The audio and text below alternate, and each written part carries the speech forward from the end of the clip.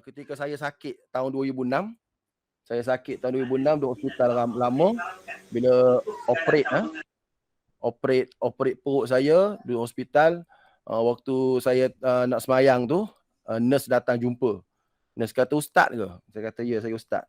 Nak tanya soalan hukum sikit. Orang sebelah sana," dia kata ada seorang tu, kena kanser tahap teruk dah, lelaki. Memang teruk dah lah. Tak ada harapan sembuh lah mudah dia cakap. Isteri dia bagus, duk ngaji Quran je. Tapi suami dia tak semayang, dia kata. Saya tanyalah kenapa tak semayang. Wudukkanlah semayang suami ni. Maka isteri dia kata, isteri menangis. Dia tak jawab apa, menangis. Bila tanya, dia kata sebenarnya suami saya tak boleh nak semayang. Sebab baru ni dia okey sikit. Lepas tu dia bersama dengan saya. Kemudian lepas bersama tu dia teruk. Jadi dia sedang berhadap besar tu. Dia nak semayang tapi tak boleh nak semayang. Nak mandi macam mana? Dah apa nama? Wire duk selirat tu. Jadi ustaz boleh tak bagi tahu pada saya cara nak dimandi wajib macam mana? Sebab dia nak semayang. Saya pun bagi tahulah pada nurse tu. Tayamum je lah, ganti hadas besar. Ganti akad hadas besar sebab dia tak boleh nak mandi wajib. Tayamum je, takkan nak mandi kat situ. Oh boleh tayamum. Saya kata ya boleh tayamum. Seluruh badan ke? Tu soalan nak bagi tahu. Nurse tu tanya saya, seluruh badan ke? Tak, tayamum muka dengan tangan je, bukan seluruh badan. Walaupun ganti hadas besar. Ya, walaupun ganti hadas besar. Tayamum muka dengan tangan je, dia pun dapat mengganti hadas besar. Oh, terima kasih ustaz. Ni nak bagi tahu bahawasanya hospital ni orang sakit tak semayang sebab tak ada ilmu. Sebab itulah kita kena bagi tahu pada pelajar kita, kena belajar sungguh-sungguh sebab kita tak tahu nak sakit bila. Baik. Jadi anggota tayamum hanyalah muka dengan tangan. Walaupun angkat hadas besar. Baik. Kemudian dalilnya adalah dalil Al-Quran, wa in kuntum junuban wa in kuntum marda aw ala safarin aw jaa ahadun minkum minal ghaid aw lamastumun nisa falam tajidu ma'a fatayammamu sa'idan tayyiba. Sakit, maknanya orang sakit boleh tayamum. Orang musafir boleh tayamum berdasarkan hadis ni. Sebab itulah dalam berdasarkan ayat ni. Sebab tu dalam setengah pandangan fiqh antaranya Ibnu Hazmin dan Al-Muhalla mengatakan orang musafir boleh tayamum, tapi mazhab Syafi'i taklah.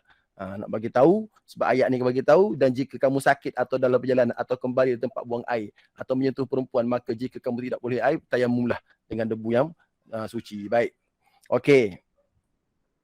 Sebab diharuskan tayamum. Pertama, tak ada air. Atau air tak cukup kerana keperluan lain seperti untuk dimakan dan diminum. Diminum oleh kita atau diminum oleh binatang pun. Tak cukup, tak apa. Mana boleh guna tanah. Kalau air tu tak ada dan tak cukup. Ataupun air ada tapi dijual dengan harga yang lebih daripada harga sepatutnya. Air ada, contohnya air mineral patutnya harga RM1 je. Sebab tak ada air, maka orang jual harga RM2. Maka boleh guna tanah. Boleh guna tanah sebab dia jual lebih daripada harganya. Yang kedua, sejuk yang boleh memudaratkan kesihatan. Yang ketiga, tidak dapat menggunakan air kerana penyakit atau sakit seperti mercu. Yang ini kita akan bincangkan sekejap lagi. Dan atau air berada di tempat yang terlalu jauh. Tapi dalam kitab-kitab fiqh dia kata kena cari dulu. Kena cari dulu air, barulah boleh bertayamum. Baik, kita pergi lagi. Sekejap-sekejap lah. Okey, syarat tayamum. Syarat tayamum telah masuk waktu solat. Dia memang orang sakit ni sama ada istihadah ke, sama ada salisul baul ke, sama ada infilatur rih ke. Salisul baul ni maksud dia besir, air kencing tak berhenti, ataupun istihadah, perempuan istihadah, ataupun apa lagi? Yang panggil daimul hadath ni. Ataupun infilatur rih, jenis kentut tak berhenti ke. Geng-geng ni kalau nak ambil wuduk dia kena masuk waktu dulu. Telah masuk waktu. Sama juga tayamum ni kan, sebab dia rukhsah kena masuk waktu dulu. Kemudian cari air selepas waktu solat. Masuk waktu cari air dulu, tengok tak ada air, barulah boleh berwuduk. Kemudian menghilangkan najis terlebih dahulu, maknanya kalau orang tu buang air kecil ke, buang air besar ke, kena istinja dulu, ada najis kena buang najis dulu, dan menggunakan debu tanah yang tidak bercampur dengan bahan seperti tepung atau kapur. Itu ada dalam kitab fiqh manhaji. Bila kita buka buka buku ni dan kita buka kitab fiqh manhaji, kita akan tahu rujukan dia memang fiqh manhaji. Dan tentukan arah kiblat sebelum bertayamum. Itu rujukannya adalah fiqh al-manhaji. Siapa-siapa nak tengok rujukan tu boleh rujuk. Baik. Menggunakan debu tanah yang tidak bercampur dengan bahan lain seperti tepung atau kapur. Zaman sekarang tu dia dah ada jual. Dia dah ada jual tanah tu. Saya pernah beli. Saya pernah beli bagi pada Ustazah Yasirah. Pernah beli. Dia macam bedak tu. Ada jual kat Pustaka Azhar dulu. Cuba search dalam ni. Tapi kalaulah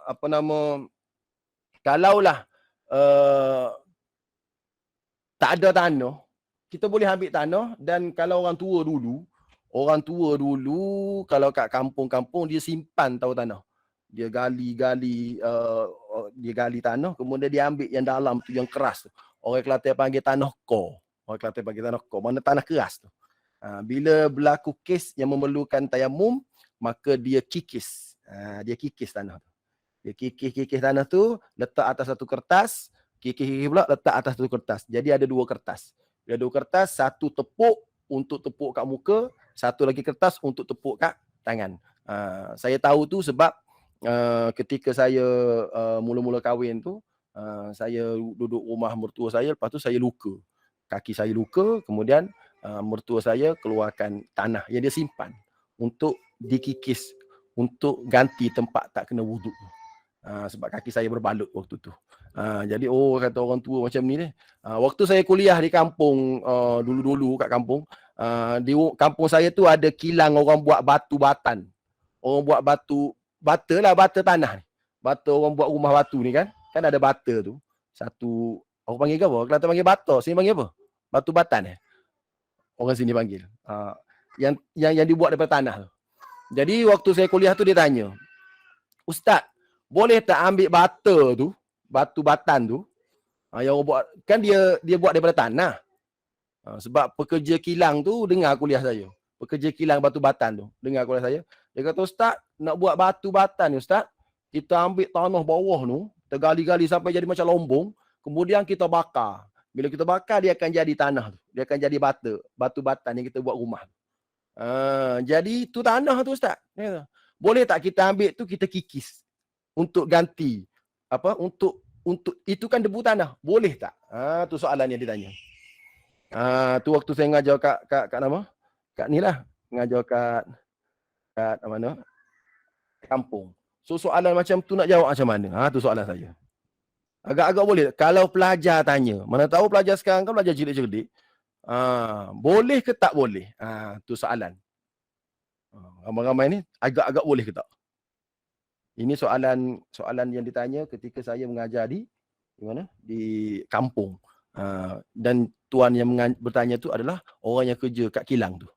Jadi sekarang saya nak tanya ustaz-ustazah yang ada tu. Agak-agak boleh ke tak boleh? Tak nak petik nama. Pernah saya petik dulu, saya kena marah. Saya tak nak petik lah. Nak tanya. Jom jawab. Biar saya petik lah. Tak usah petik lah awaknya. Baik. Okay. Jawapannya adalah kitab Sabilal Muhtadin. Nampak tak saya share ni? Nampak kan? Nampak saya share ni? Nampak. Okey. Dia kata, maka sah tayamum dengan sebarang warna tanah, sama ada ia putih atau merah atau hitam atau barang sebagainya, hinggakan tanah yang dibuat ubat seperti tanah Armenia dan tanah yang dipindahkan oleh anak-anak sekalipun ia bercampur dengan air liurnya. Sama seperti tanah yang diuli dengan benda cair yang suci apabila kering dan sekalipun berubah dengannya warnanya dan rasanya dan baunya. Dan tanah yang terbakar pun boleh juga. Maknanya berdasarkan kitab Sabilal Muhtadin. Saya ingat sebab apa? Sebab bila dia tanya tu saya kata nanti minggu depan saya jawab. Sebab saya tak ada jawab. Kemudian saya balik, saya buka kitab Sabilal Muhtadin. Rupanya Sabilal Muhtadin, kitab ni, kitab Jawi, sudah dirumikan dan ada PDF. Ini PDF ni saya simpan dalam komputer saya.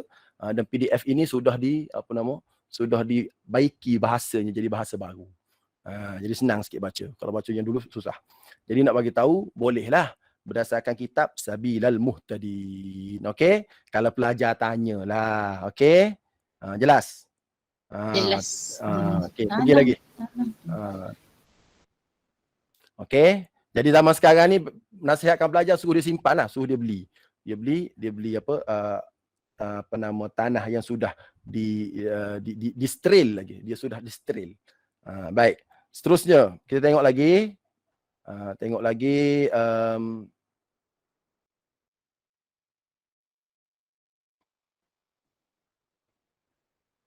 Okey, rukun tayamum. Pertama rukun tayamum adalah niat. Nawaitu tayammum al-istibahatis salah fardan lillahi ta'ala. Fardan tak ada alih tu, tinggal. Nawaitu tayammum, itu biasalah niat. Niat tayamum lah. Tapi niat tayamum ni dia sebut sini listibahatis salah, untuk membolehkan solat. Kalau nak tayamum saja pun tak apa dah. Kemudian menyapu debu tanah ke muka, maknanya tepuk sekali. Kemudian sebab hadis sebut at-tayammumu darbatain, 2 kali tepuk. Tepuk kali pertama ke muka, darbatun lil wajhi wa darbatun lil yadaini. Sapu kat muka, dan yang kedua menyapu kedua-dua tangan, dan perlu ada tertib. Habis. Yang ni senang je ni. Dan sunat-sunat tayamum ni antaranya baca basmalah, merenggangkan jari ketika menepuk debu tanah, menipiskan debu dengan melagakan 2 tangan. Tipiskan debu ni dalam kitab fiqh ada 2 cara.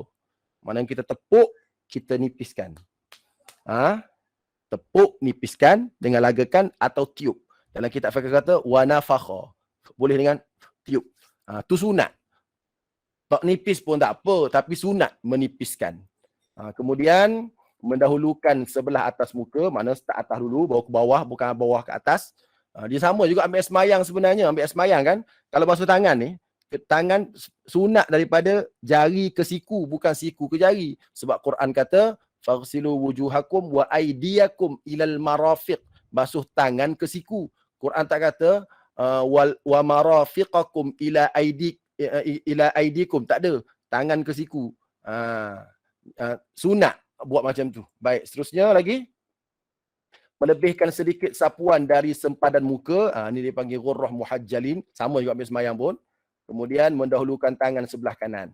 Kemudian berturut-turut antara sapuan muka dengan tangan. Dia panggil mualat. Mualat. 3 kali ke sekali? Tak ada kan 3 kan? Sebab Nabi kata darbatun, sekali tepuk. Mungkin sebab tu kot tak ada 3 kali kot. Sebab macam itu kena buat 3 kali kan. Yang ni dalam kitab ni tak ada 3 kali.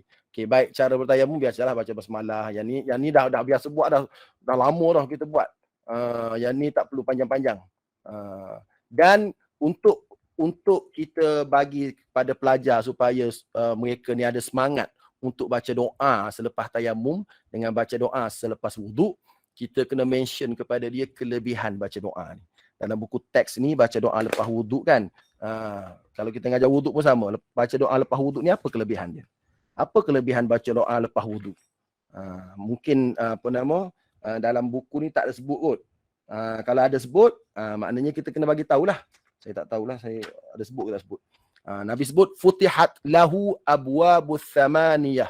Futihat lahu abwabul jannati samaniyah. Dibukakan kepadanya pintu syurga yang 8. Maknanya 8 pintu syurga terbuka bagi orang yang istiqamah baca doa selepas daripada berwuduk. Asyhadu an la ilaha illallah wahdahu la syarikalah. Yang tu kena, sebab pelajar-pelajar ni kena bagi tahu juga kelebihan amalan. Saya duk perhati mungkin pelajar-pelajar kita ni tak berapa nak buat amal tu, tak berapa nak buat amal ni sebab kita tidak ada sangat konsep fadail. Mungkin kita kurang fadail, kelebihan sembahyang jemaah ni kelebihan gini, baca doa ni kelebihan gini. Yang hadis-hadis fadail ni kena banyak bagi tahu pelajar supaya mereka semangat nak buat amal. Tu yang kita bincang dulu kan. Kita bincang dulu kan ayat-ayat hafazan ni kan. Apa kelebihan ayat kursi, apa kelebihan amalan Rasul, apa kelebihan syahidallah, apa kelebihan qulillahumma malikal mulki, boleh hilang hutang walaupun sebesar bukit Uhud. Qulillahumma malikal mulki tu. Lagi apa lagi? Tulijul laili fin nahar. Apa lagi? Semua ayat-ayat tu sebenarnya ada fadilat tertentu yang patut kita bagi tahu kepada pelajar supaya semangat untuk mereka amalkan. Sama juga doa lepas wuduk ni juga. Okey, baik, habis itu. Kemudian cuma saya nak sebut tentang ni syarat debu ni. Yang ni telah kita sebut tadilah dalam kitab tadi. Syarat debu tu. Dan perkara yang batalkan tayamum, semua perkara yang batalkan wuduk. Dan Laju lah Ustaz, slow sikit. Tak apalah, dah senang ni. Semua perkara batalkan wuduk, takkan saya nak bagi tahu satu. Ada air sebelum solat dimulakan. Kalau ada air ketika solat, Contohlah tengah-tengah semayang, tengah-tengah semayang, hujan. Tak apalah sebab benda tu sudah berlalu. Dia gini, apabila kita buat sesuatu amalan dan amalan tu sudah sah, dia jadi dah. Amalan tu sudah sah. Maknanya dia sudah sah ikut syarat rukun semua dah, dia jadi dah. Macam orang nak semayang jamak dah. Contohlah saya nak pergi KL. Flight saya, katakanlah flight saya pukul 3. Katalah. Saya pun bawa kereta, isteri saya hantar pergi ke Senai. Sampai kat Senai, katalah sampai Senai pukul 1. Maka saya pun semayang jamak Zuhur dengan Asar. Dah jamak ni. Siap dah jamak. Tiba-tiba flight untuk petang ni ditangguhkan, malam baru ada. Sebab apa? Sebab zaman Covid ni tak ramai naik flight ke KL. So kita kira malam lah. So saya kat Senai. Waktu tu saya dah semayang Zuhur dan semayang Asar. Bila dimaklumkan macam tu, saya pun baliklah ke rumah saya. Sebab flight pukul 8 kat KL. Saya pun balik ke rumah saya. Jadi saya semayang tadi, semayang Zuhur Asar, jamak Qasar. Jadi sampai rumah saya pukul 3. Pukul 3. Bila orang azan asar, wajib tak saya semayang asar? Wajib tak saya semayang asar? Itu soalannya. Wajib tak? Jawabnya tak wajib lah saya semayang asar. Sebab saya dah semayang tadi Zuhur dengan Asar dalam keadaan semayang saya sudah sah dan cukup syarat semua dah. Sah. Jadi apa yang berlaku selepas tu, nak macam mana? Jadi maknanya sah. Sama juga.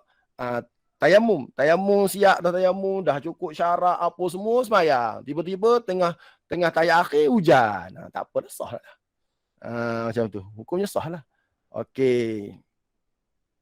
Okey, yang ni boleh menggunakan air semula seperti sembuh daripada penyakit yang menghalang penggunaan air. Baik.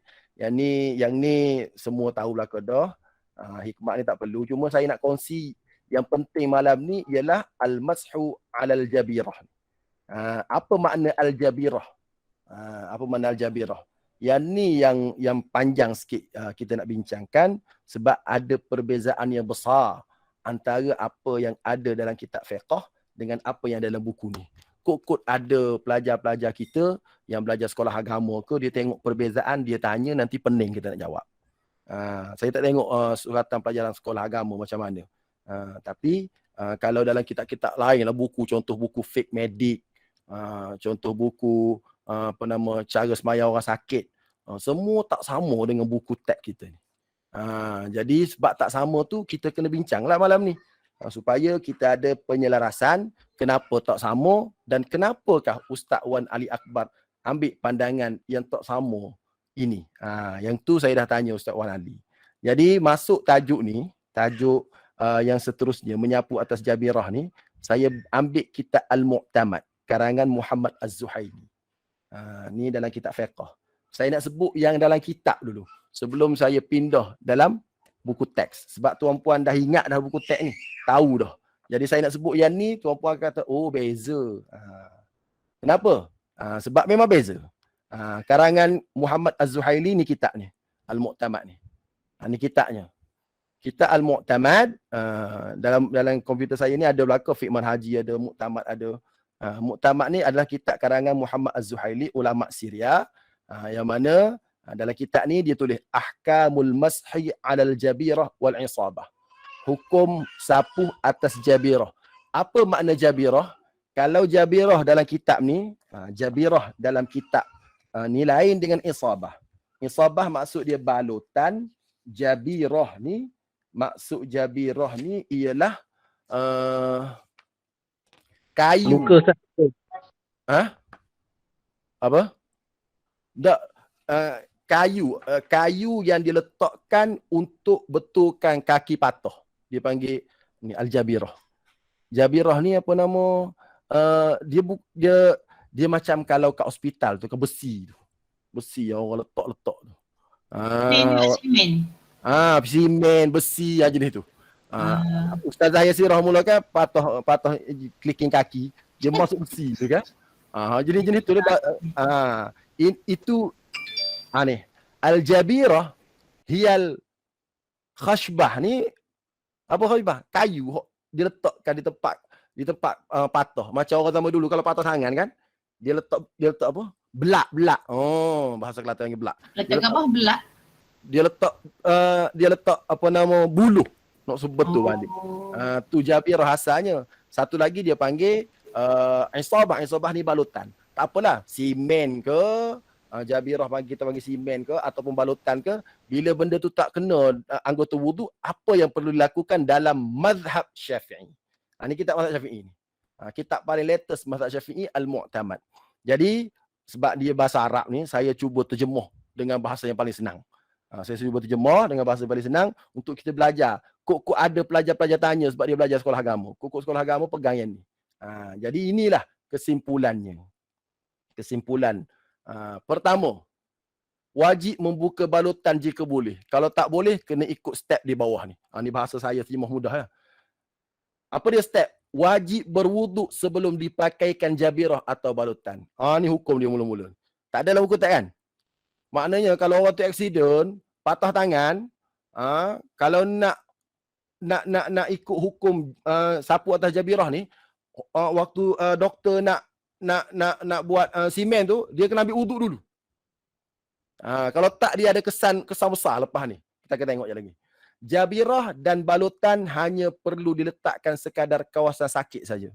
Maknanya kalau luka sini, kena balut kat sini je. Sebab kita nak ambil wuduk ni, kita perlu kena yang boleh kena. Jadi jangan terlebih. Yang ni kena nasihat doktor lah. Kalau doktor tu orang luka sikit, dia nak bandage dengan besar, tak boleh lah. Sebab apa? Sebab nanti tak kena kawasan yang patut boleh kena air, sebab dia buat besar, tak boleh.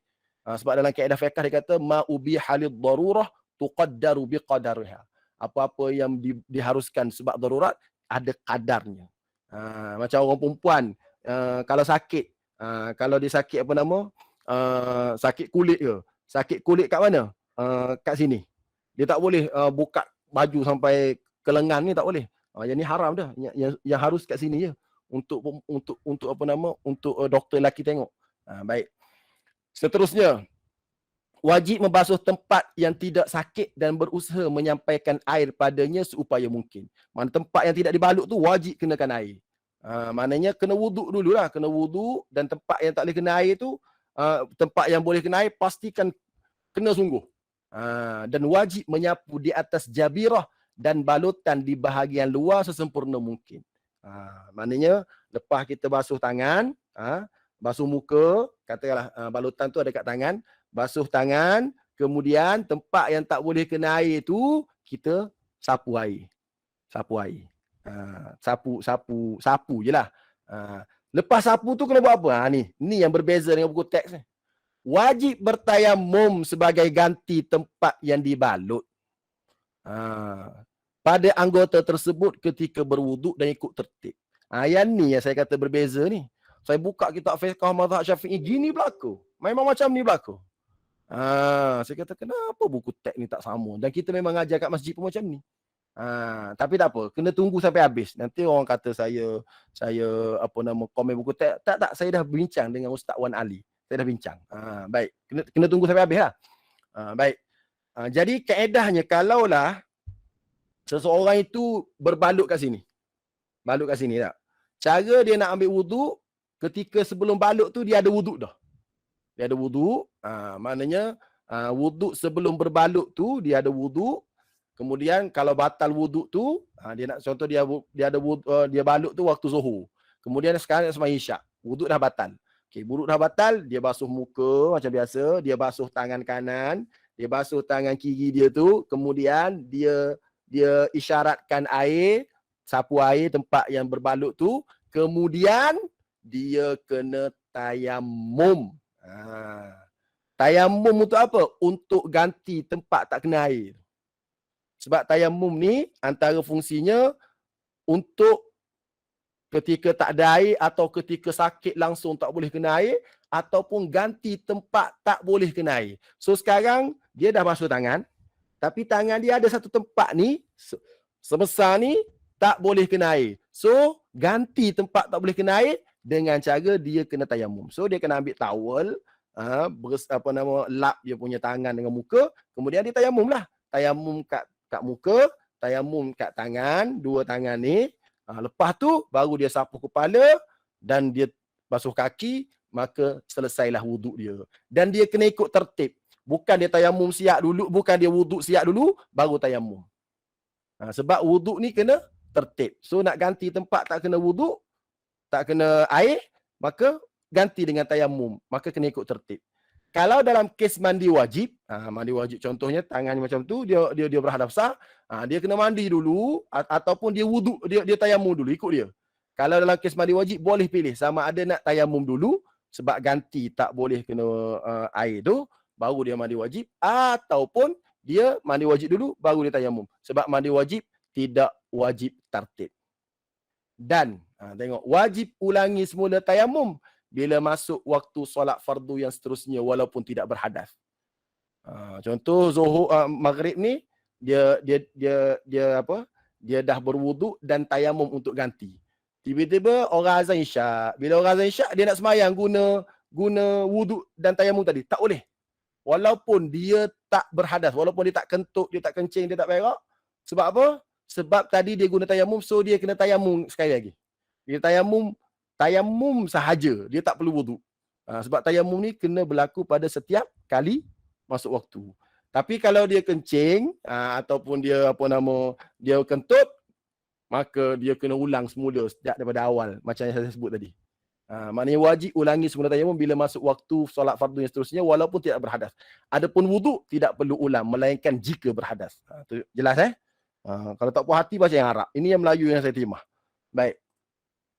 Bila sudah sembuh dan sudah boleh wuduk macam biasa, maka tidak perlu lagi pesakit itu ulang solat. Melainkan kalau waktu dipakaikan balutan dulu dia berhadas. Ini kata kesannya. Kalau waktu pakai balutan dulu, dia tak ada wuduk, maka dia wajib ulang balik. Tapi kalau dia pakai waktu tu dia berwuduk, maka dia tak perlu ulang balik solat. Okay, ini yang ada dalam kitab fiqh Al-Mu'tamad, dalam kitab fiqh Syafi'i. Dan semualah boleh katakan saya baca banyak kitab-kitab lain pun, rujuk-rujukan kitab-kitab lama pun macam ni lah keadaannya dalam mazhab Syafi'i. Dan buku-buku pun solat pesakit apa semua macam ni lah. Nak tanya, ada beza tak dengan apa yang kita mengajar dalam buku teks? Tu soalan saya. Ustazah, yang mengajar selama ni ada beza tak? Beza Ustaz. Beza Beza sangat kan? Buku teks tak ada suruh tayamum. Buku teks tak ada suruh tayamum? Suruh tayamum. Tak ada, okey. Kok ada pelajar tanya. Jadi inilah dia dalil buku teks ni. Dalil buku apa? Dalil yang saya sebut tadi, dalil mazhab Syafi'i ni. Ni. Dan memang saya buka banyak kalau kitab-kitab mazhab macam ni lah caranya. Sehingga kan bila mana kakak saya baru ni dia sakit, dia tanya macam mana Rifki, saya pun hantar yang buku teks tu. Saya ambil buku teks, saya hantar kat dia. Dia kata, gini ke buatnya? Kau buat je lah buku teks cakap macam tu. Saya kata gitu. Kau buat je. Tak, aku nak yang mazhab Syafi'i. Tak apalah kau buat yang ni je. Kau susah tu, kau tengah sakit tu. Dia kata kalau mazhab Syafi'i, saya ajar cara mazhab Syafi'i gini-gini. Okey, tak apa. Sebab itulah saya hubungi Ustaz Wan Ali Akbar. Ustaz Wan, Ustaz rujuk kitab mana Ustaz? Ustaz ambil pandangan mana? Ustaz Wan Ali Akbar kata, saya rujuk panduan solat JAKIM keluarkan. Jadi saya pun terus cari panduan solat JAKIM. Ni panduan solat JAKIM ni. Ni. Yang ni. Kalau pelajar tanya lah ni. Rasa pelajar tak tanya ni. Setakat pelajar, cikgu ngajar tak tanya-tanya. Cikgu sendiri. Kalau mengajar sama ni, tak tanya-tanya. Kenapa tak sama dengan buku kitab Amun? Tak tanya pun. Ngajar je. Setakat pelajar. Cikgu pun tak tanya. Baik, tapi hari ni kok ada lah pelajar-pelajar pondok yang lambat masuk sekolah menengah. Dia tanya. Inilah dia rujukannya, Jabatan Kemajuan Islam Malaysia. Yang ni boleh tengok. Jelas. Baik, saya nak tunjuk.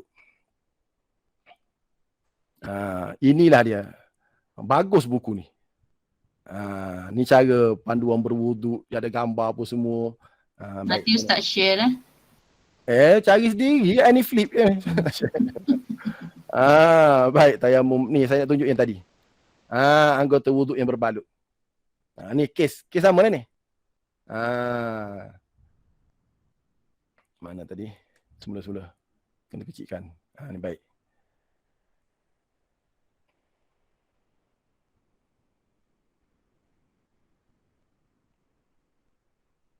Okey, dia kata ni, kalau tangan macam ni kan kes tadi, basuh muka beserta niat wuduk. Basuh bahagian tangan yang boleh dikenakan air hingga ke siku dan sapu air di atas pembalut. Jika mendatangkan mudarat, tak perlu sapu. Sempurnakan wuduk dengan menyeput air pada kepala dan basuh kedua kaki. Macam biasalah, solat yang lakukan tidak perlu diulang. Inilah dia rujukan bagi buku teks kita. Jelas? Kalau ada orang tanyalah, sebab saya ni ada banyak ni, saya ni ada banyak apa? Banyak grup. Jadi banyaklah grup-grup yang hentam buku teks teruk-teruk ni sebab tak sama dengan mazhab Syafi'i ni. Banyaklah, adalah orang-orang hentam tanya saya banyaklah. Sebab tu saya tanya. Jadi ini adalah panduan JAKIM. Dan secara peribadi, saya cakap secara peribadilah. Secara peribadinya saya lebih suka pandangan talfiq mazhab ini. Ini bukan mazhab Syafi'i ni. Dia ambil maknanya orang JAKIM ni telah berkumpul, bincang, ambil pandangan banyak mazhab dan dia bagi pandangan ini untuk pesakit. Bagi pada pandangan saya sebagai orang yang pernah masuk hospital. Saya masuk hospital tahun 2006 dan 2014. Dan kita tahulah bila masuk hospitalnya kita nak semayang, bukan tak nak semayang. Dan orang lain pun nak semayang. Tapi kalau adalah pandangan-pandangan fiqh yang boleh memberikan kelonggaran dan kemudahan kepada orang sakit, itu lebih menepati maqasid syariah. Jadi saya berharap lama dah buku ni keluar sebenarnya. Buku ni lah buku panduan bagi orang sakit. Selepas saya masuk hospital tahun 2006, kita buat cara tu lah. Tapi bila jumpa kes macam ni, buku-buku macam ni, kita tengok ada kelonggaran kat situ. Dan Alhamdulillah kalau buku ni boleh disebarkan, boleh memudahkan kita. Dan saya tengok buku teks pun ambil pandangan ni. Jadi tak usah duk bergaduh lah. Jadi kalau orang hentam buku teks apa ambil pandangan tidak Syafi'i, maka jawapan kita dia ambil pandangan yang telah dikeluarkan oleh JAKIM. Dan inilah yang telah disebut oleh Profesor Datuk Mahmud Zuhdi, Profesor Emeritus, sebagai fiqh Malaysia. Supaya fiqh ni bukan memudah-mudahkan, tapi kita tidak boleh bagi tahu, kita tak boleh menganggap pandangan mazhab lain tu pun sebagai pandangan salah. Bukan, pandangan mazhab lain pun betul, pandangan mazhab Syafi'i pun betul, dan kita ambil pandangan yang boleh memberi rahmat kepada orang. Dan memang saya tahu bila saya duduk hospital tu berapa orang je semayang. Secara logiknya ketika kita tak sakit, kita hanya perlu ambil wuduk saja. Ketika kita sakit, kita kena ambil wuduk lagi, tayamum lagi. Jadi geng-geng mak rempik accident ni, mak dia kata, anak semayang lah. Semayang macam mana? Mula-mula kau ambil wuduk, bila sampai tempat tak boleh kena wuduk, kau tayamum. Mak rempik ni kata, mak, waktu wuduk sahaja pun saya malah dah nak semayang. Ini wuduk lagi tayamum. Lepas tu, kena ulang pula. Sorry lah mak, nak semayang. Jadi macam tu. Betul tak? Betul tak? Jadi macam tu. Betul. Jadi saya tengok buku teks ni bila dia ajar macam tu, saya rasa bagi saya lah, saya tidak saya sukalah. Sebab apa? Sebab ini pandangan yang campur banyak-banyak mazhab dan bukan orang biasa yang buat, tapi Jabatan Kemajuan Islam Malaysia yang buat. Maka bolehlah kita pegang pandangan ni, dan kita ni sebagai rakyat ni jangan jadi geng-geng anti-vaksin. Geng-geng anti-vaksin ni dia tak nak ikut geng-geng, dia ikut kepala dia lah. Geng-geng anti-vaksin ni, padahal Mufti dah bagi tahu, JAKIM dah bagi tahu, buka kepala juga. Nak ikut juga kepala dia. Nak ikut juga kepala dia, maknanya susah. Dan memang ramai orang macam tu sekarang. Baru ni, waktu bulan Ramadan baru ni, yang saya telah dipanggil untuk menasihati suami isteri, orang cerdik. Saya tak nak bagi tahu dia kerja apa. Orang cerdik, yang mana orang dia ni puasa lewat sehari dan raya lewat sehari. Kita puasa hari Rabu tak, dia puasa hari Khamis. Dan raya dia pun sehari lewat. Dia kata sebab sebenarnya anak bulan tak nampak, dia kata. Jadi saya dah buat kajian, dia kata saya tengok sendiri apa semua, anak bulan tak nampak. Jadi bagi saya, kita tarikh raya kita salah, tarikh puasa kita salah. Saya kata awak, ilmu awak, orang lain 14 mufti kata kaji bab-bab ni. Sehingga saya ambil tesis Ustaz Najib bin Nazar. Untuk pengetahuan, kalau bab falak ni orang pandainya antaranya adalah Ustaz Najib bin Nazar yang duduk kat JPN tu. Saya ambil tesis dia tentang penentuan awal Ramadan. Yang mana tesis tu menjelaskan bahawasanya yang diambil kira dalam penentuan awal Ramadan ialah imkanur ru'yah, keboleh nampakan. Bukan ru'yah, bukan nampak, keboleh nampakan. Maknanya kalau benda tu boleh nampak, walaupun tak nampak, tetap dianggap besoknya 1 Ramadan. Jadi itu yang orang tak tahu. Sedangkan kita ada pandangan-pandangan ulama yang dipegang. Jadi orang tak tahu ni. Jadi kalau dah JAKIM keluarkan benda macam ni, turut je lah. Dan saya secara peribadinya, saya suka turut yang ni. Kan Ustaz mazhab Syafi'i kuat, kenapa Ustaz tak tayamum? Orang tanya pula, kau Ustaz mazhab Syafi'i? Ya, saya mazhab Syafi'i. Bila dah ada panduan macam ni, dan saya yakin kepada panduan ulama-ulama yang ada kat Malaysia ni, saya ikut yang ni. Saya nak tanya cikgu-cikgu, ustaz-ustaz yang ada kat depan ni. Kalau dia kalau sakit sungguh, nak tayamum ke nak buat gini? Cuba tak, saya nak tanya. Ikhlas jawab. Kalau saya buat yang JAKIM. Kan? Saya pun. Kan? Dah ramai dah nak buat macam yang JAKIM punya. Walaupun saya boleh bentang dan ngajar kat masjid sebelum ini, yang saya ngajar kat masjid sebelum ini adalah yang ni. Yang ni lah yang saya ngajar kat masjid sebelum ni. Yang ni. Sebab yang ni lah yang ada dalam kitab fiqh. Jadi saya ajar yang ni. Tapi bila tengok buku teks, tak perlu. Pelik. Kita rasa pelik. Awalnya kita rasa pelik. Bila Ustaz Wan Ali Akbar kata, ada panduan JAKIM, saya cari. Cari panduan JAKIM dan saya jumpa panduan JAKIM ni. Dan boleh saya nasihatkan kepada kita semua untuk simpan panduan JAKIM ni. Simpan. Sebab lengkap. Kalau baluk kat kepala macam mana, kalau ni lengkap. Cuma satu lagi.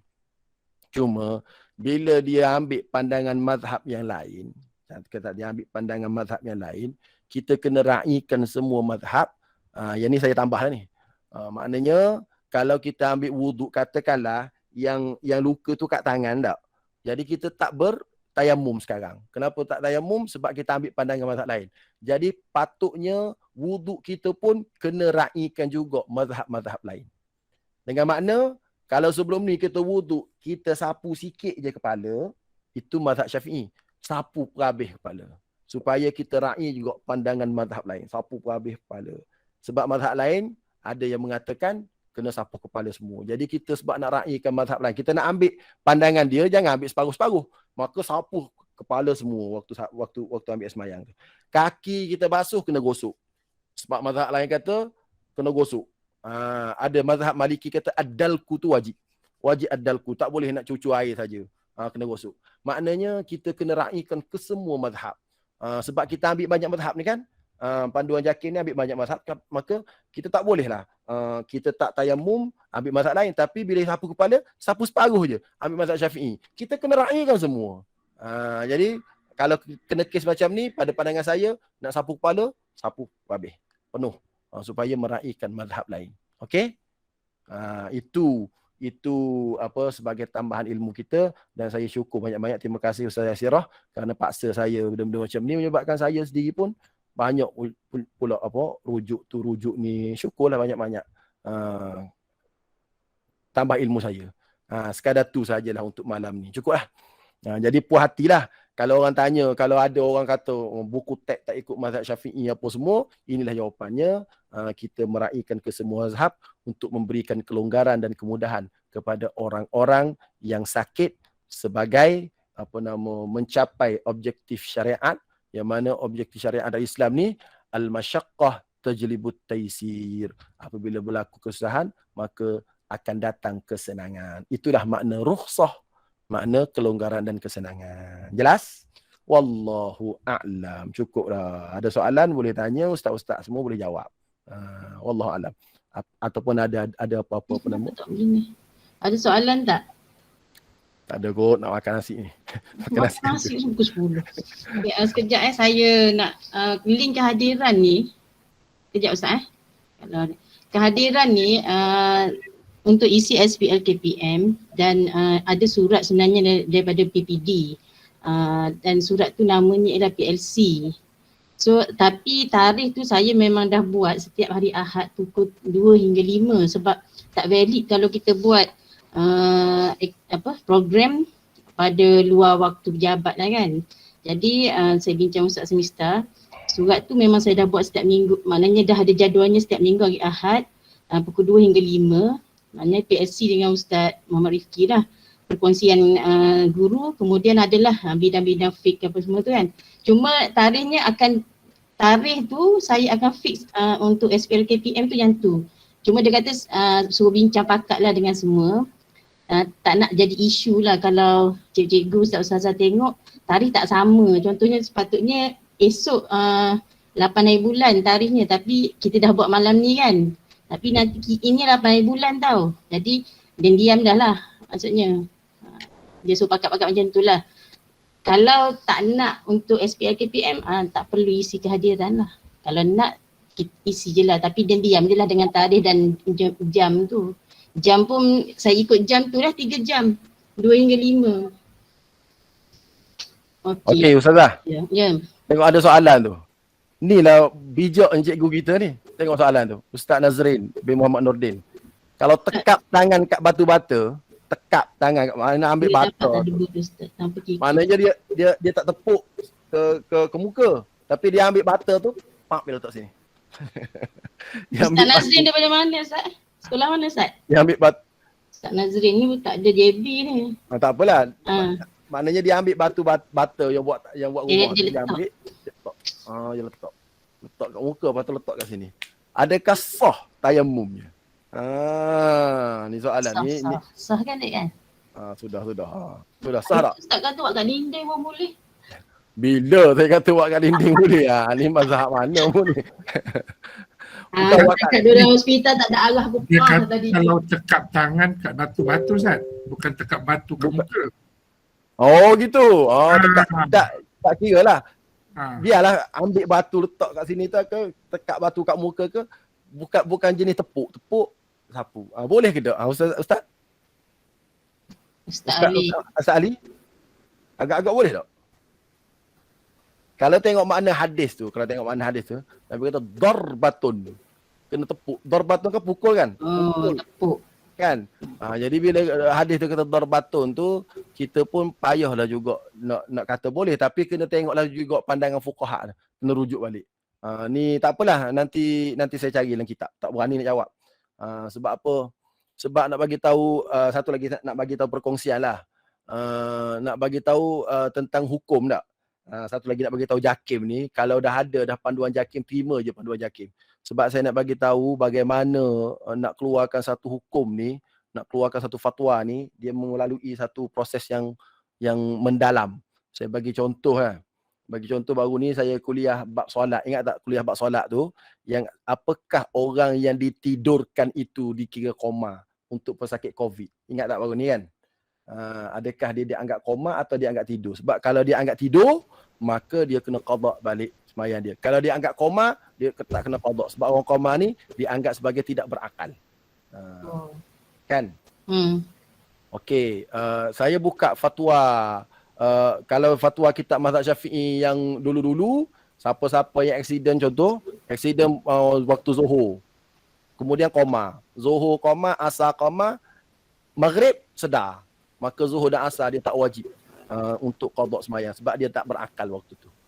Baik. Tetapi dalam mazhab Hanafi, dia kena habis 5 waktu. Maknanya kalau dia koma pada malam, subuh, Zuhur, Asar, Maghrib, Isyak, sehari dia tak boleh, dia koma, dia tak sembahyang sebab dia koma sehari, maka barulah dianggap sebagai dia tak perlu qada. Tapi kalau dia sedar pada waktu asar tu, mana baru 3 waktu, dalam mazhab Hanafi dia kena qada juga. Sebab dia kena sehari baru dia anggap koma. Tapi majlis pejabat mufti wilayah persekutuan dia ambil ketetapan 3 hari. Maknanya kena 3 hari baru dia anggap koma sungguh. Tu majlis ketetapan majlis fatwa di wilayah persekutuan. So saya pun WhatsApp lah kepada Datuk Mufti Negeri Johor. WhatsApp saya kata dalam fiqh menyatakan kalau tidur, kalau tinggal semayang kerana tidur kena qada. Kalau tinggal semayang kerana koma tak perlu qada. Nak tanya Datuk pencerahan, sekiranya orang itu ditidurkan kerana COVID, adakah dia dikira koma atau dikira tidur? Mohon pencerahan Datuk. Apa Datuk jawab? Nak bagi tahu. Jawapan Datuk nak bagi tahu Datuk Mufti jawab. Datuk Mufti kata apa? Dia kata Terima kasih Ustaz atas pertanyaan. Nanti saya akan angkat soalan ini ke majlis untuk dibincangkan dalam Fatwa Negeri Johor dan Majlis Fatwa Kebangsaan. Nak bagi tahu betapa nak keluar satu hukum ni senang. Dia tak tahu jawab tak. Tak keluar lagi lah hukumnya. Tak nak bagi tahu betapa berhati-hatinya. Jadi kalau nak keluar buku panduan solat tu, panduan Mesti solat banyak hati tu dah mesti baca. banyak perbincangannya. So kita terima je lah. Tak suruh cakap banyak lah. Kita baca sikit je kan. Satu. Yang kedua, saya hantar kepada pegawai buhus soalan yang sama. Pegawai buhus ni maksud dia pegawai pegawai buhus di Jabatan Mufti Negeri Kelantan. Dia kata terima kasih Ustaz. Satu soalan yang bagus, nanti saya bincang dengan Mufti dan bincang dengan ahli jurukuasa fatwa. Oh, nak bagi tahu, kita punya kelas baru ni 2 negeri, kita punya kelas hari Rabu baru ni, Selasa. Hari Selasa. 2 negeri bersidang sebab kita punya kelas tau. Punyalah apa nama, bukan Ustaz Rifki. Awak juga tanya-tanya soalan kan. Tu nak bagi tahu bila mereka ni nak keluar suatu ketetapan hukum, mereka amat berhati-hati. Hati-hati lah. Maka kalau dah keluar dah panduan solat JAKIM, turuk yang tu je lah untuk orang tak. Ilmu kita pun tak tinggi sangat. Okay? Ya, Boleh? Puas hati? Ustaz, Cukup. Ya. Kat Jamiah tanya tu, kalau orang sakit COVID dan hadas besar tak mampu nak mandi, boleh guna tayamum untuk solat tak? Boleh? Boleh. Boleh kat Jamiah. Boleh. Tayamum boleh digunakan untuk ganti mandi wajib. Baru ni ada orang perempuan dia operate. Ketika dia operate tu dia datang uzur. Lepas dia operate datang uzur tu, tengah-tengah duduk terlantar kat hospital tu, uzur dia dah berhenti. Maka dia nak semayang lah. Nak mandi wajib tak mampu lagi dia kata sebab dia duduk atas katil lagi ni. Macam mana? WhatsApp saya. Ingat senang ke jadi? Orang tanya. Saya kata tayamum lah. Ganti kepada mandi wajib tu. Tayamum boleh tak? Boleh. Tayamum je lah. Awak tak mampu dah nak mandi. Nak pergi tandah. Oi tak mampu Ustaz. Kencing berak buka sini lagi. Okey, tak apa. Tayamum. Tu nak bagi tahu betapa orang yang nak semayang. Dan betapa perlunya ilmu-ilmu sebegini sebab bila sakit kita amat perlu.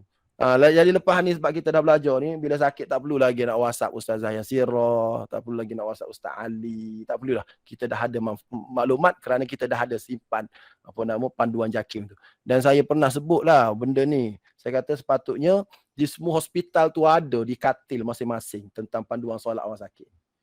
Di katil, setiap katil tu kena letak ataupun setiap ward kena letak panduan. Saya ingat saya masuk ward kat USM dulu, Hospital Universiti Sains Malaysia.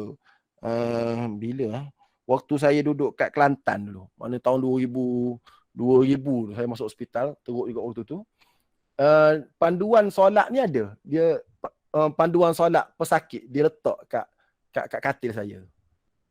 Tapi bila saya pergi Hospital Sultanah Aminah waktu saya sakit dulu, tak jumpa buku tu. Dan saya masuk KPJ tahun 2014 pun tak ada. Jadi siapa-siapa yang ada kerja, kawan-kawan yang kerja kat sana, bolehlah kita print out, kita kok Ustazah Yasirah nak buat projek, nak print out buku-buku ni secara free, kita letak kat hospital. Sanggup tak? Ustaz buat, saya sanggup. Tak ada, print out ya, bukan susah pun.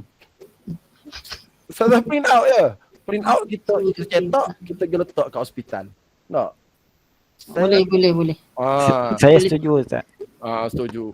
Sebab saya pernah duduk hospital dulu pun seminggu macam tu juga. Tak ada. Tak ada buku nak tanya apa semua kan. Jadi tak ada panduan. Saya sangat setuju. Kan kita dapat ada satu benda lagi hari ni. InsyaAllah nanti Ustazah Yasirah akan arrange. Siapa nak infak buku ni silakan. Okey nanti. Tapi Ustaz, Ustaz, masa saya jaga anak saya dekat hospital Keluang tahun lepas, tahun 2020 ada Ustaz dekat hospital Keluang. Yang ada dia memang Keluang dia perintis kot hospital yang mesra solat ni. Bagus. Maknanya kalau hospital swasta saya rasa tak ada. Saya duduk KPJ tu tak ada. Jadi Syarifki, ya. tahun 2006 saya masuk hospital dulu. dia pagi-pagi dia ada orang Jabatan Agama akan turun ke ward ni. Tu, Dia akan bagi brosur berkenaan dengan solat, semualah. Okey. Okey. Maknanya Indian ke dekat ward biasa ada orang Jabatan Agama akan turun biasanya. Okey, bagus. Saya mungkin wad Ustaz Ali, wad saya tak ada waktu tu kot. Saya tahun 2006 juga. Ustaz Ali je ada. Okey, Buat tak apalah. VIP Ali. Kurang-kurangnya kita bagi je lah. Kalau kita buat sikit-sikit, kita letak sebagai apa nama, jariah untuk kita. Saya rasa Betul okey Ustaz. je. Sebab yang masuk-masuk tu lama-lama dia kan duduk kat situ. Kadang dia hilang, orang bawa apa semua kan. Betul. Jadi Okey, ini dah lebih dah tajuk ni, cukup lah. Cadangan. Okey, itu cadangan. Jadi sekarang ni tak ada soalan yang tekap tadi, nantilah kita cari dalam kitab lain. Ustaz nak tanya Ustaz. Ya. Ustaz. Kak Nasiah. Tanya Kak. Ustaz nak tanya. Silakan. Kalau boleh jawab. Kalau sama Ustaz Jabira tadi tu sama tak dengan kan kalau kita masuk hospital cucuk jarum, lepas tu kan di plaster tempat jarum tu. Kalau boleh buka, macam saya kena buka kalau boleh buka waktu nak ambil wuduk. Kalau doktor kata tak boleh buka, dia masuk dalam balutan. Dalam jabirah wal isabah, masuk dalam balutan. Kalau tak boleh buka. Cuba tanya nurse lah. Nurse. Mana boleh buka Ustaz? Yang dicocok kat tangan kita tu. Sampai bekuk-bekuk 3 kali nak cocok. Kalau tak boleh buka tak apa. Tak semua. Sakit tu. Maknanya Tak boleh buka. Saya 10 hari. Sampai patah tu je. Maknanya sapu atas tu je lah. Mana sebelum ni, sebelum ni Ustaz Soleh dah guna panduan buku tu lah tu. Okey. Okey, jelas. Terima kasih Ustaz. Okey, setakat tu je lah untuk malam ni. InsyaAllah kita jumpa lagi. Ustaz. Terima kasih banyak Ustaz. Silakan. Tafadhali. Macam kata tadi dia nak untuk mandi wajib untuk buat dia wujud. Dia nak guna tayamum. Sebabnya dia ada kawasan yang dia memang tak boleh kena air. Tapi dia boleh untuk ambil semai pun dia boleh guna air. Tapi untuk mandi wajib boleh tak? Dia gini. Kalau dia mandi wajib ni, kalau dia katakanlah anggota dia tak boleh kena wuduk sikit je, bukan semua tempat. Dia kena anggota dia tak boleh kena air sikit je, dia kena mandi juga. Dia tak boleh kena air yang tempat tu je, dia tak perlu kena airnya. Dan dalam apa nama, dalam panduan buku ni, buku Jakim ni, dia tak perlu lagi nak tayamum ganti. Cuma dalam mazhab Syafi'i kena tayamum ganti. Katalah dia accident, kaki dia patah, maka kaki dia tu berbalut dengan simen. Maka dia nak mandi wajib. Sebab apa? Sebab dah habis head. Dah kering head. Dia nak mandi wajib. Dia wajib mandi. Cuma tempat kaki tu dia sapu dengan air je lah. Yang kena simen tu. Dia kena wajib mandi kalau dia mampu mandi. Yang ni dalam kes pesakit COVID yang Ustazah tanya tadi, dia memang tak mampu nak mandi, dia sejuk yang amat sangat, demam, sakit apa semua, memang tak boleh nak mandi. Yang tu baru dia boleh tayamum saja. Macam tu. Jelas. Tapi kalau dia mampu lagi kena air, dia kena air lagi. Sebab berdasarkan hadis Nabi, idza amartukum bi syai'in fa'tuhu mastata'tum. Kalau aku suruh kamu suatu perkara, kamu kena buat semampu kamu dulu yang boleh buat. Yang tak boleh buat tu barulah diberikan rukhsah. Okey? Jelas. Ustaz, kalau kaki patuh tu, contoh kaki kita patuh sampai ke paha tu, kita kena ni nak mandi tu kena bubuh plastik kau kan aku. Lah buat lagu mana pun, asal kau tak kena air. Tak boleh pilih tayamum tu ke? Tak boleh. Dia kena buat sekarang yang kita mampu dulu. Air yang kita kena tu. Idza amar, tapi dalam mazhab Syafi'i, saya sebut yang mazhab Syafi'i lah, bukan panduan Jakim. Mazhab Syafi'i, lepas kita mandi tu kita kena tayamum untuk ganti balik yang tu. Ganti balik. Tapi kalau in case lah, kalau orang tu macam dalam tu dia sebut terbakar, kalau macam banyak-banyak tempat sangat macam mudarat tu yang tu tayamum sahaja. Yang tu tayamum sahaja. Bahkan kalau terbakar dia teruk sangat sehingga nak tayamum kena anggota tak boleh, tak perlu tayamum. Tak perlu tayamum. Ada dalam buku-buku teks pun ada. Ada dia. Okey, jelas. Wallahu alam. Minggu depan tajuk apa pula? Bagi orang lain pula bentang, hari ke? Ustaz, satu lagi Ustaz nak tanya. Ya, ya. Yang pasal kalau saya dari Pulau Pinang. Oh, jauh lah. Saya tanya kalau yang pasal kebakaran tu, kalau tak boleh kena langsung tayamum, lepas tu tak tayamum pun tak apa, lepas tu semayang kan. Jadi dia kena ganti balik tak semayang dia nanti? Okey, kalau ikut yang mazhab Syafi'i punya, dia kena ganti balik sebab dia panggil semayang faqidut tuhurain. Dan kalau ikut dalam mazhab Syafi'i, faqidut tuhurain, orang semayang tak ada apa nama dia, macam kes semayang hormat waktu je. Itu dalam mazhab Syafi'i lah. Cuba kita tengok dalam buku teks atau panduan JAKIM kena qada tak? Cuba tengok dalam buku teks atau panduan JAKIM. Baik, kita tengok buku teks kan. Buku teks solat tidak perlu diqada. Mengangkat yang tu saya nak tanya tu, confused. Dalam buku teks kata solat tak perlu qada lah. Maknanya kita nak tahu kita tengok yang panduan JAKIM pula. Buka panduan JAKIM ni. Apa panduan JAKIM cakap? Kalau kita kata panduan JAKIM kata tak perlu qada, tak nak qada, tapi saya secara peribadi lah, kalau saya qada. Kalau saya dah sembahyang tak ada wuduk ni macam tak sahur pula Ustaz. Faham. Dalam kitab Syafi'i pun sebut sembahyang tak ada wuduk ni memang kena qada. Jadi kalau kes macam tu lah, kalau saya qada kalau saya lah. Sebab terima kasih Ustaz. Tapi dalam buku teks kata tak perlu qada kan? Lepas tu nak guna yang mana tu Ustaz? Nak guna yang mana tu tadi kita dah bincangkan. Ustaz. Jap. Saya rasa ada pembetulan yang tu tak silap. Ada pembetulan. Kalau tengok dekat QR code ataupun hari tu saya pernah pergi kursus dengan Ustaz Ustaz Wan, dia suruh betulkan. Sebenarnya wajib qada. Okey, tak apa. Kalau Bukan macam surat tu yang 115 tu saya tak ingat sebab buku teks saya kat sekolah. Tapi yang saya ingat tu lah dia cakap betulkan. Sebab buku lama memang kata tak wajib. Dia kata kalau buku baru dia dah betulkan. Tapi saya punya buku lama lah. gitu dia baru lama dia ada baru. Solat tidak perlu diqada selepas sembuh. Itu surat 115. Okey, kalau gitu tak kena rujuk dia balik lah, wallahu alam lah, saya tak berani ya. Tapi saya lah secara pribadi saya cakap saya qada lah bila tak ada, kita sembahyang tak ada wuduk. Macam tu. Baik, kalau dalam saya tengah cari dalam panduan JAKIM ni macam mana? Panduan JAKIM tak ada sebut ni.